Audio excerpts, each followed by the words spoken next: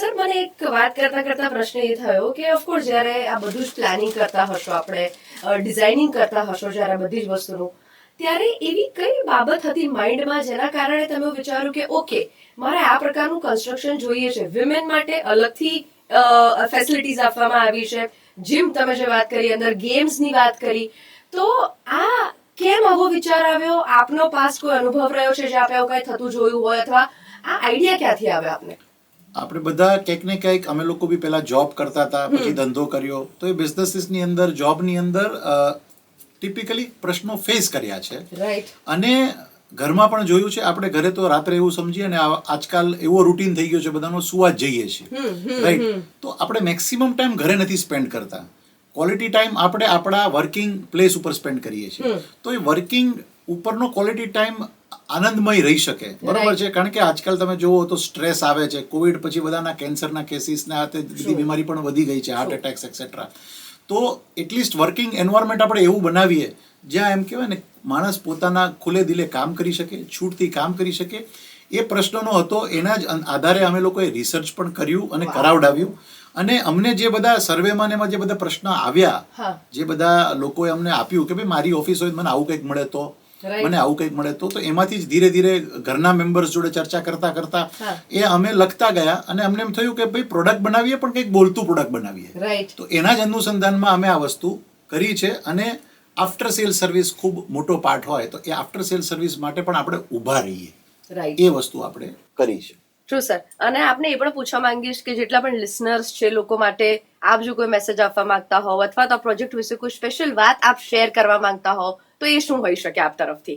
જો આપે સાંભળ્યું હશે કે જે લોકોએ અહીંયા અનુભવ કર્યો એને આપણે સાંભળી ચૂક્યા હશો. રાઈટ. એમના અમે એવું જ કીધું હતું, જે તમને લાગે એવું બોલજો, બરોબર છે. અને એ જ તમારો અભિવ્યક્તિ રહે છે, જે અમારા બધા કુટુંબીજનોએ રજૂ કરી, તમે સાંભળી. તો હવે અમે એ જ કહેવા માંગીએ છીએ કે તમારે પણ જો અહીંયા સમજવું હોય, અથવા એ લોકોના પ્લેસીસને વિઝિટ કરવા હોય, અમારા માટે અહીંયા આવો, ઓફિસ લેવા આવો. લીઝ પણ ઓફિસીસ અવેલેબલ છે. સ્ટેટ બેંક ઓફ ઇન્ડિયાથી લઈને L&T ફિનાન્સથી લઈને ક્રોમાથી લઈ ટાઈમ સિનેમાથી લઈને વિવિધ પ્રકારની કંપનીઝ અહીંયા ભાડા માટે આવી ચૂકી છે. એ લોકોનું અહીંયા ભાડે પણ અવેલેબલ છે. આશ્રમ રોડ અને શિવરંગની જેવા પ્રાઇમ લોકેશન ઉપર આપણો પ્રોજેક્ટ લોકેટેડ છે. તો તમારે એને માણવું હોય, આઈ વિલ નોટ સે કે ભાઈ અહીંયા જોવા આવો, માણવું હોય તો ખાસ કરીને તમે અહીંયા આવો. તમને એક અનુભૂતિ થશે. અને તમને એવું જરૂરી નથી કે તમે અહીંયાથી પરચેસ કરો. ઇવન કે અમારા જે લોકોએ અહીંયા પોતાનો બિઝનેસ કર્યો છે, ઇન્સ્યોરન્સનો હોય કે બુટિકનો હોય કે રેસ્ટોરન્ટનો હોય કે હેર ટ્રાન્સપ્લાન્ટનો હોય કે ગમે તે ટાઈપનો બિઝનેસ હોય, જે પણ પ્રકારનો બિઝનેસીસ અહીંયા અલગ અલગ પ્રકારના છે, બેન્કિંગ હોય કે ફિનાન્શિયલ્સ હોય, એ બિઝનેસનો અહીંયા એ લોકો કેવી રીતના બિઝનેસ કરી રહ્યા છે એને જોવા આવો, રાઈટ. તો તમને અલગ જ એક અનુભવ થશે. સાથે સાથે હવે શું થયું કે ભાઈ કોમર્શિયલ પ્રોજેક્ટમાં તો અમે લોકો હવે આ એક વસ્તુ કરી દીધી છે. હવે વારી આવી છે કે આ જે બધા કોમર્શિયલ એક્ટિવિટીઝ કરે છે, હવે અમારો નેક્સ્ટ ટાર્ગેટ છે મેડમ કે એ લોકોને રહેવા માટેનું ડ્રીમ હાઉસ બનાવીએ. જેમ અહીંયા કોમર્શિયલમાં આટલી એમ્યુનિટીઝ આપી છે ને, તો રહેવા માટેના એમના બંગલામાં, બંગલો શબ્દ વાપરીશ કારણ કે અમે નેક્સ્ટ સાઇટ આખી બંગલાની લાવી રહ્યા છીએ.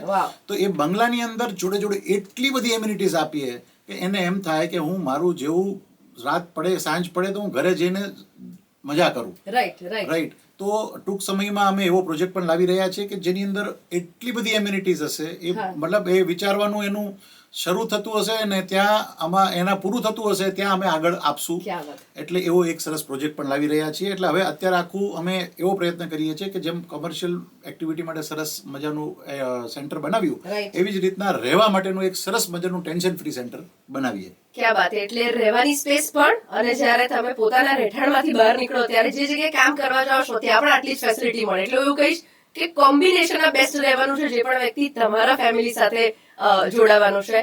And thank you so much sir કે આપે આપનો સમય આપ્યો. ખૂબ ખૂબ આભાર આપનો. ખૂબ ખૂબ આભાર sir. Thank you very much.